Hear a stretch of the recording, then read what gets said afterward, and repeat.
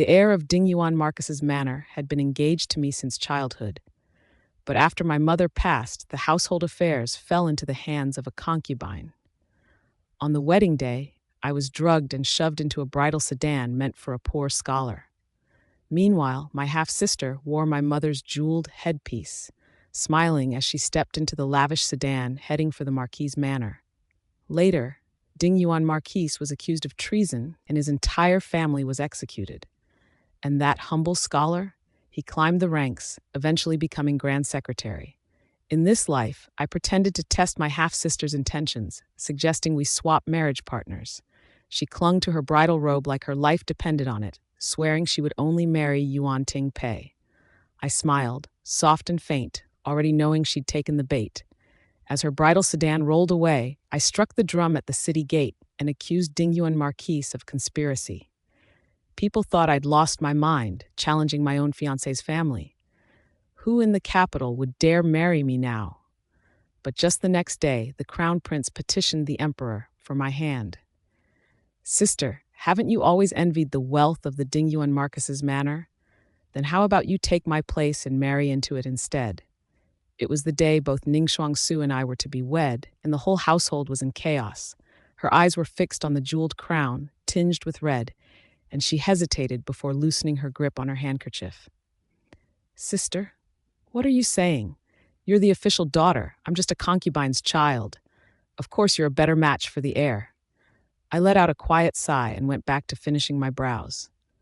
In the bronze mirror, I watched Ning Shuangsu's complicated expression, a mix of satisfaction and bitter jealousy. Last time, this was when she drugged me and bribed my maid, switching into my wedding robes and marrying into the Marquis's manor herself.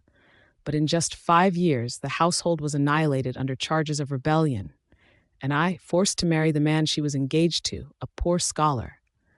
Yet Yuanting Pei rose so quickly that by the 3rd year, he was a top minister with everyone's respect. What Ning Shuang didn't know was that his rise wasn't thanks to talent.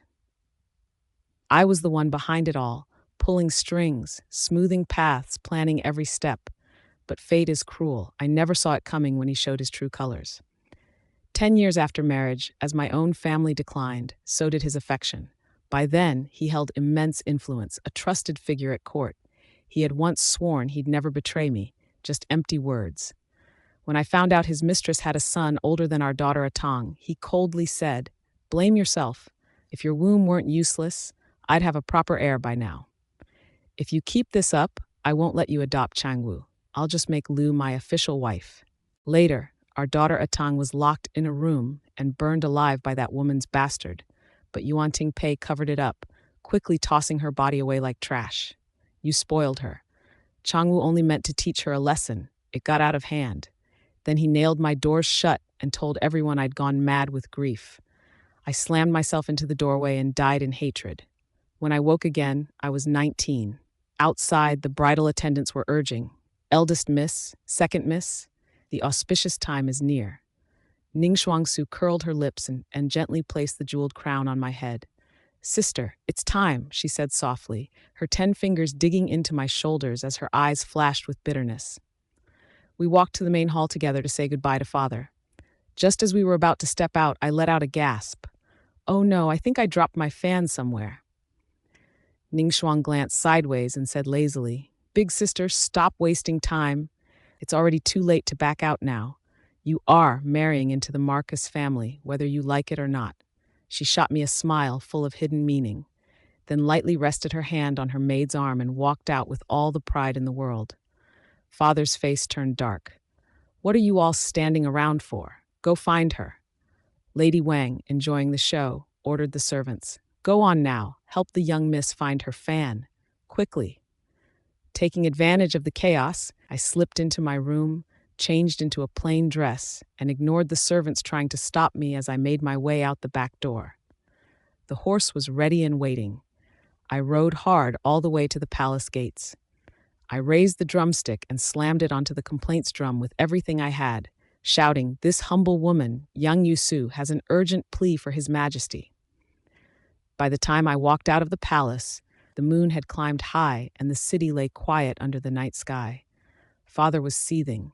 He flung harsh words at me, spit flying as he yelled, "You've truly disgraced our Sioux family. Tell me what decent girl would dare run from her own wedding and charge straight into court?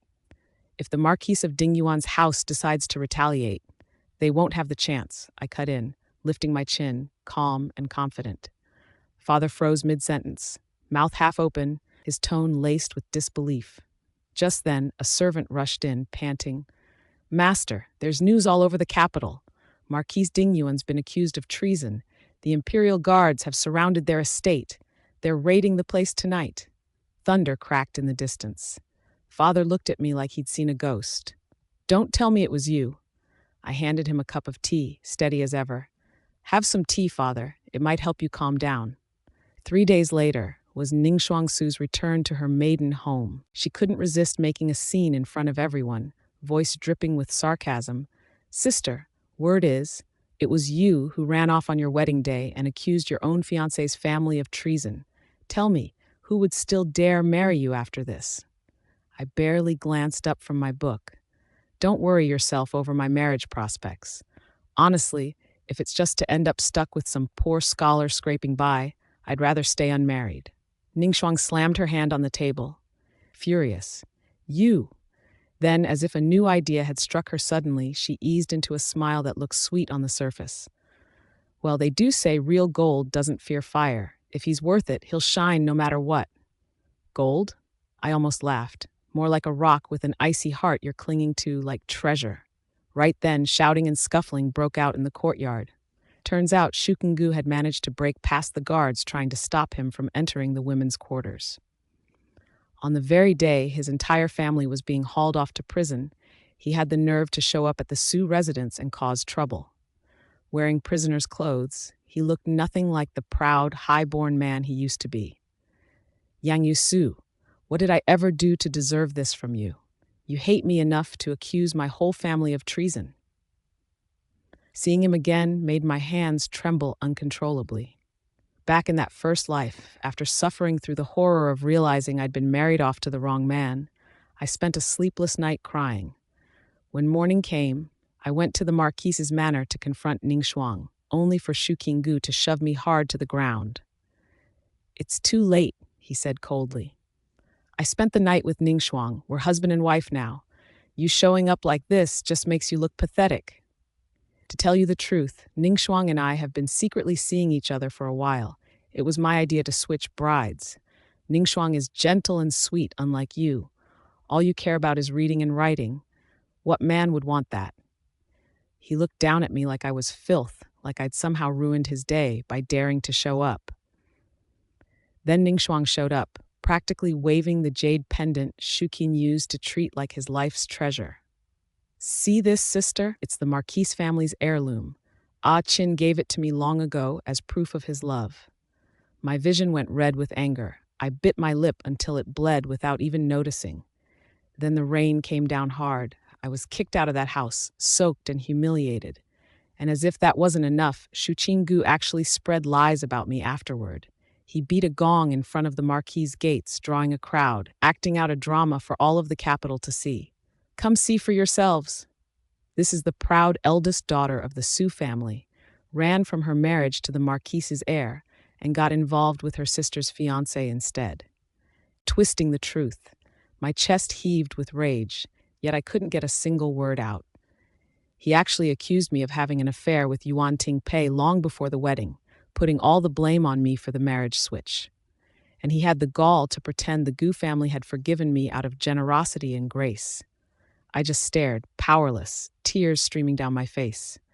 In the crowd, voices kept rising, accusing me of loose morals. Left behind being the Marquis's wife, just to snatch her sister's poor scholar fiancé? Shameless. A rock flung from the crowd smashed into my forehead. Blood gushed out, mixing with the rain and blurring my vision. When I came to again, Yuanting Pei was silently treating my wounds. "When you've recovered, if you want to leave, you're free to go anytime." Back then he came across as calm and respectful, never once treating me coldly because of the rumors in the capital. That's when I decided to stay and support his rise to power. "Elder sister, no matter what, the heir was your fiancé. How could you?" Ning Shuangsu's voice cut into my thoughts, dragging me back to the present. I never walked into the hall beside him as a bride. What makes him my husband? I said coolly, cutting her off. Shukingu shook his head with a dry laugh. I pitied you, you who lost your mother so young, always looking out for you. And in return, you schemed like a viper to bring down my family. Did our Gu household ever mistreat you? Looked out? You mean sneaking into Ning Shuang's room in the middle of the night? Or passing secret trinkets during feasts under the excuse of being drunk? The moment the words left my mouth, their faces froze. They looked at each other, then quickly chorused, "You're making that up." Am I? It'll be clear once we search her room. Someone, go check the second Mrs. Courtyard now. From the side, Wang Yinyang tensed, clutching her handkerchief as she exchanged a quick glance with the butler. Moments later, a servant reported, "Miss Su, there's no such item in second Mrs. Chambers." Ning Shuang's lips eased into a smirk as she turned to me. "Well, Yang Yue Su, got anything else to say?" I calmly stepped beside her, smiling faintly. "No need to rush, sister. The item's on its way." She had, of course, taken it along with her to the Pei house after the wedding.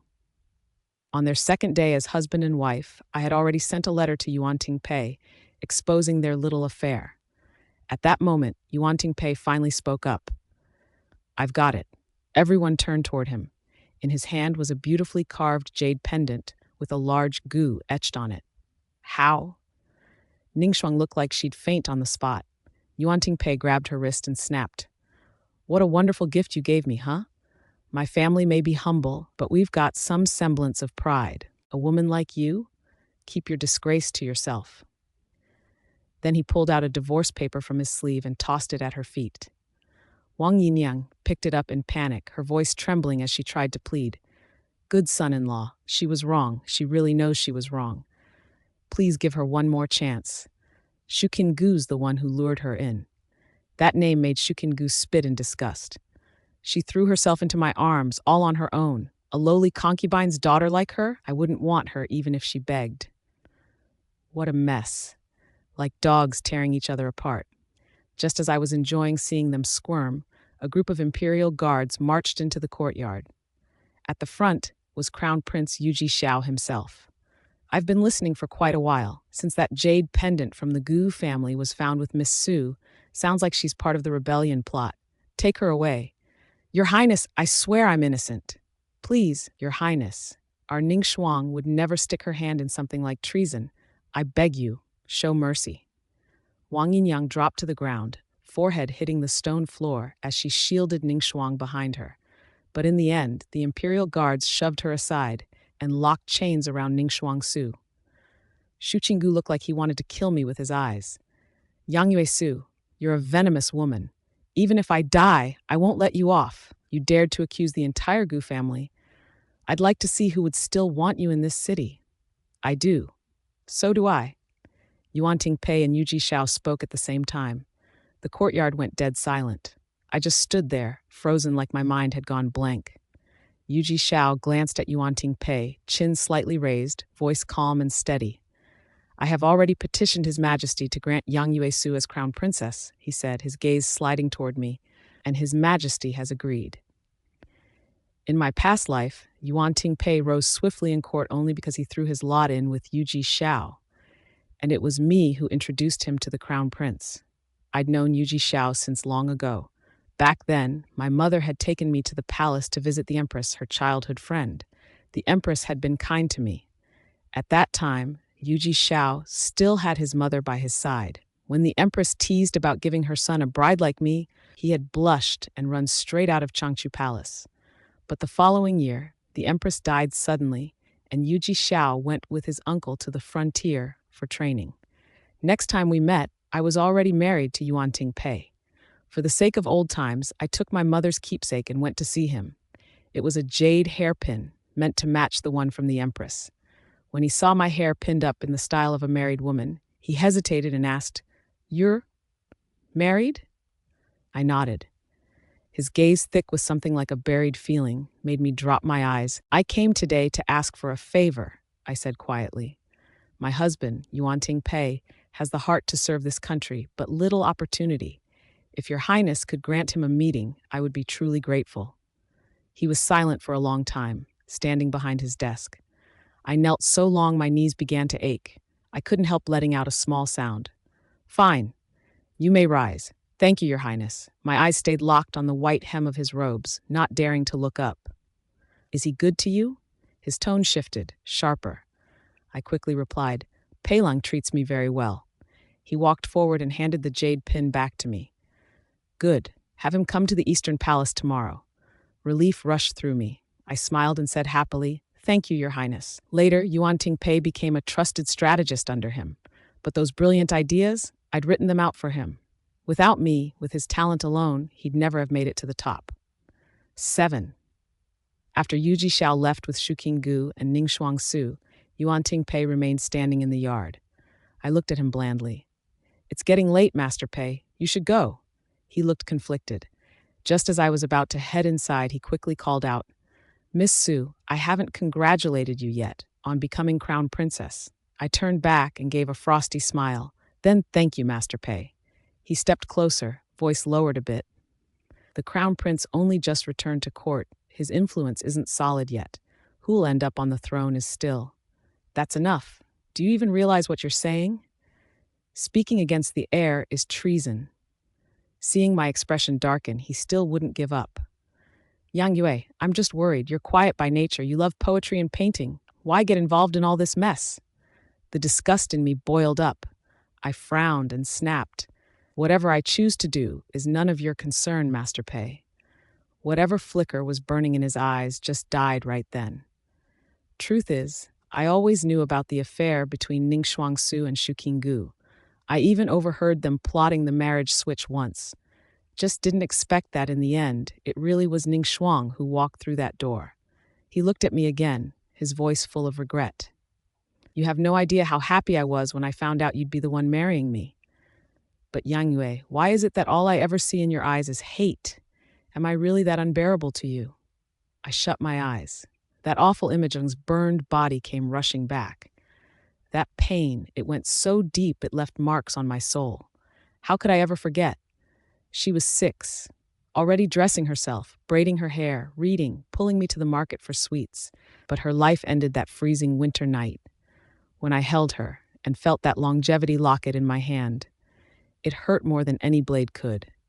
Yuanting Pei, for the rest of this life, I never want to see you again. If I could, I would have ended you with my own hands. The wooden door slammed shut.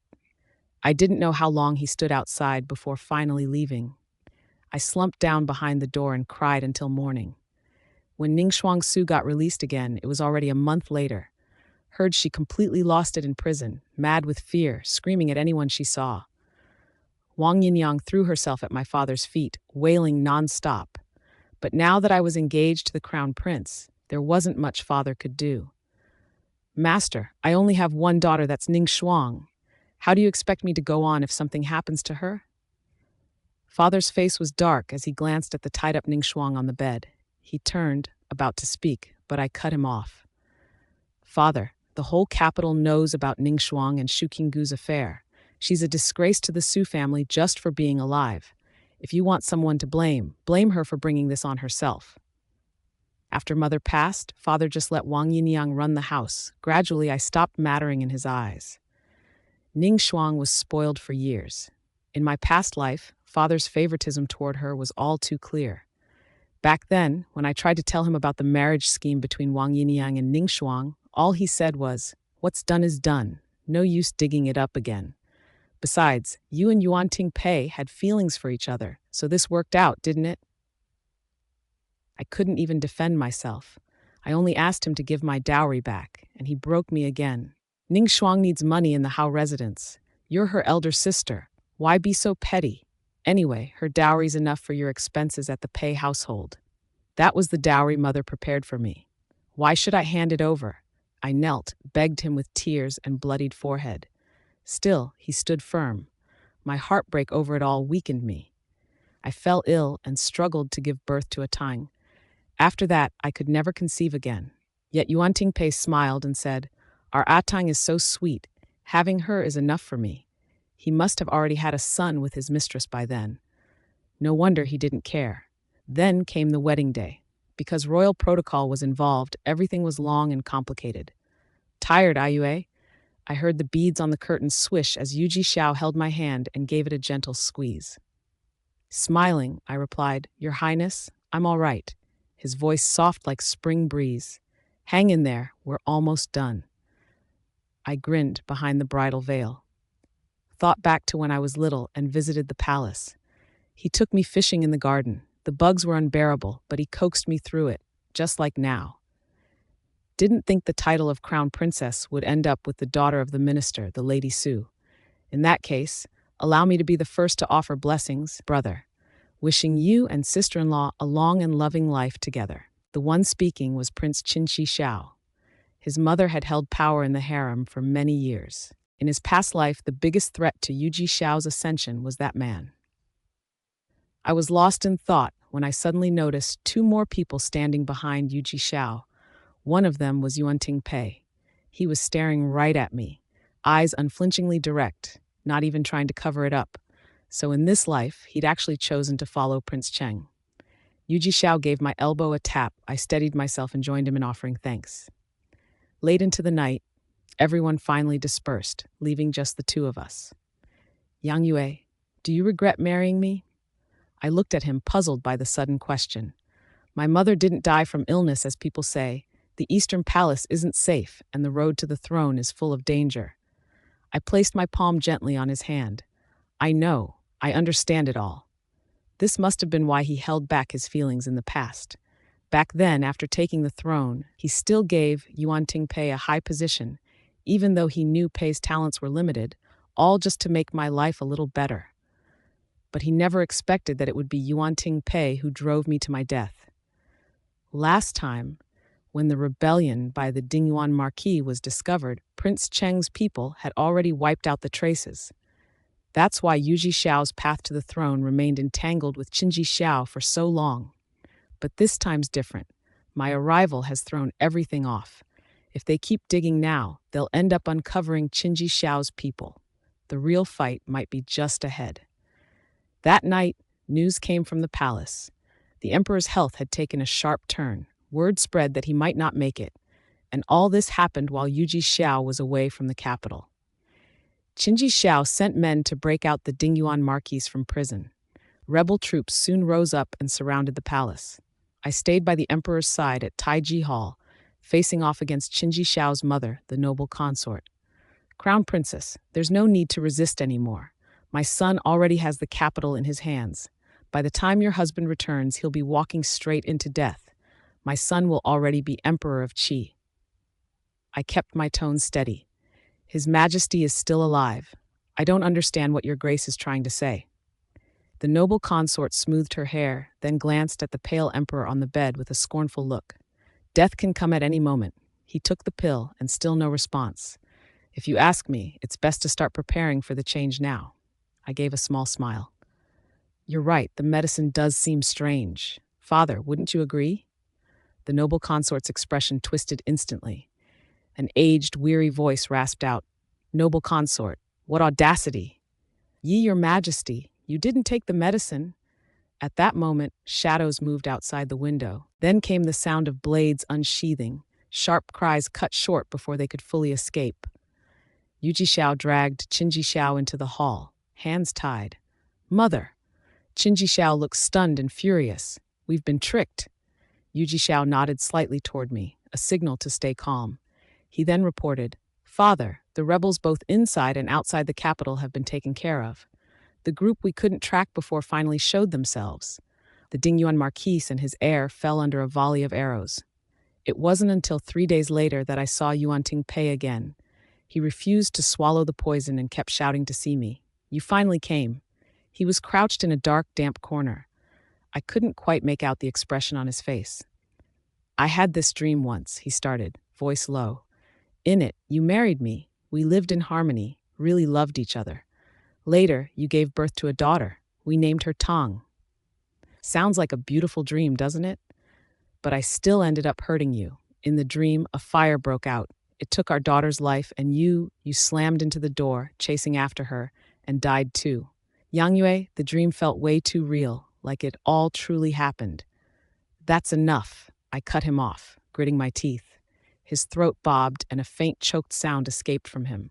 I'm sorry, I'm so sorry. I quickly turned around, covering my mouth to muffle the sobs threatening to spill out.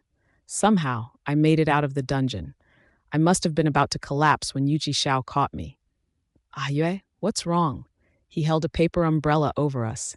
Half of him was already soaked. Who knows how long he'd been waiting there for me. I tried to stand tall and managed a weak smile. I'm fine. Let's go. In the carriage, Yuji Xiao pulled me into his arms. Yue, Qinji Xiao and the noble consort have both been executed. Father says he'll abdicate in 3 months and become the retired emperor. I'll take the throne. I gave a quiet, It's lonely up there, he said. Looks grand, but really it's cold and empty. Will you stay by my side through it all? I wrapped my arms around his waist. Every year, every spring, I only want to stand with you. His lips brushed lightly against my forehead. It reminded me of our youth, when he'd picked the brightest winter sweet flower and pressed it right there between my brows.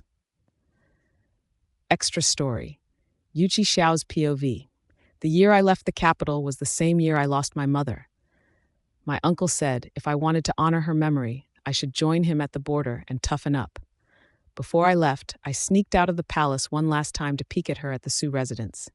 She hadn't changed, still bright and full of life, laughing with her mother in the courtyard, thrilled by catching a few fireflies. I swore to myself I'd earn my name out there, and when I came back, I'd ask Father to grant me her hand in marriage. But 3 years later, word came. Miss Su had gotten engaged to the young master of the Dingyuan Marquis's household. That night, I sat by the window for hours. The wind in the northwest should have stung my face, but I felt nothing. When I finally returned to the capital, she found me first. She had her hair pinned up like a married woman. My eyes burned, and I could barely breathe. I've come to ask a favor, Your Highness. My husband Yuanting Pei has dreams of serving the country, but no one gives him a chance. If Your Highness would grant him an audience, I would be forever grateful. Yuanting Pei? She'd married a scholar? After I heard about her engagement years ago, I stopped asking around about her. But now, I clenched my fist as she spoke. My Ayo must have been through so much. The way she walked away, so thin. There was a spring in her step still, but it wasn't the same carefree girl I remembered. After that, I had people quietly investigate the Pei household. The servant reported back, Miss Su and Yuanting Pei are quite close. Though the Pei household isn't rich or powerful, there's no shady business. Quite close, huh? Ayo, did you really fall for Yuanting Pei?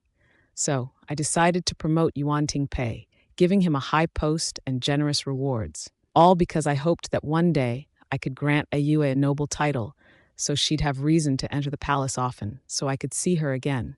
But I never saw it coming, just how heartless and cold Yuanting Pei would turn out to be. He let Ayue down. When the memorial with news of her death reached me, it was like something had choked my chest for years and finally burst out. I couldn't accept it. I couldn't believe she'd really died, just like that. 13. Side Story 2. Yuji Xiao's Perspective. Winter solstice was just around the corner. I'd been waiting for the day noblewomen entered the palace for the feast, hoping to raise a cup across the hall to this year's version of Ayu, even if only from afar. The guest list for the palace banquet still sat on my desk, but the one person I was waiting for, she was already gone. After the funeral at the Pei house, I found out another shocking thing. Her daughter, Atang, had died unexpectedly just a while ago, too. No one in the Pei residence would talk. All the servants kept their mouths shut. So I had Yuanting Pei's son, Changwu Pei, brought to the palace. Children can't handle pressure, and sure enough, after a bit of scare, he spilled everything. A 9-year-old should have had an innocent face, but his eyes lit up with pride as he talked. Furious, I kicked him hard. I remembered what Atang looked like. She looked just like Ayue did when she was little. And this monster burned her alive, all because she wouldn't let him touch Ayue's things. That very night, the Pei household was confiscated. Yuanting Pei was stripped of rank under the charge of mistreating his wife. Even then, he had the nerve to cry injustice in prison. Ayue, someone as kind as you, never deserved any of this. So I ordered all 81 court punishments to be used on Yuanting Pei. Every single one. He lost his grip on reality, screaming nonsense. The mighty emperor lusted after his subject's wife all along. Ha ha. I walked right up to him, cold fury carved into every line on my face. Since you clearly don't need your tongue anymore, let's just get rid of it. He had already given up on life. Lifting his brows, he sneered. That whore Yang Yu Su must have warmed the prince's bed when she begged you at the palace. No wonder your majesty never forgot her. Gave up your chief minister just for her. The glowing hot charcoal was jammed straight into his mouth. The pitch-dark cell echoed only with the hiss and crackle of flesh burning. His pupils blew wide. The pain was written all over his face. I turned and gave the order. Make it slow. I want his blood drained bit by bit. Let him die in agony. Yes, your majesty. The moment I walked out of the dungeon, snow started to fall, one last time this winter. Inside the silent palace, only the crunch of my boots in the snow could be heard.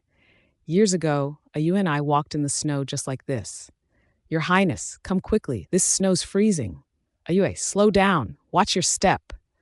Their laughter back then seemed to still echo across the palace floors. I looked up at the gray sky, whispered softly, Ayue, it's snowing. The end.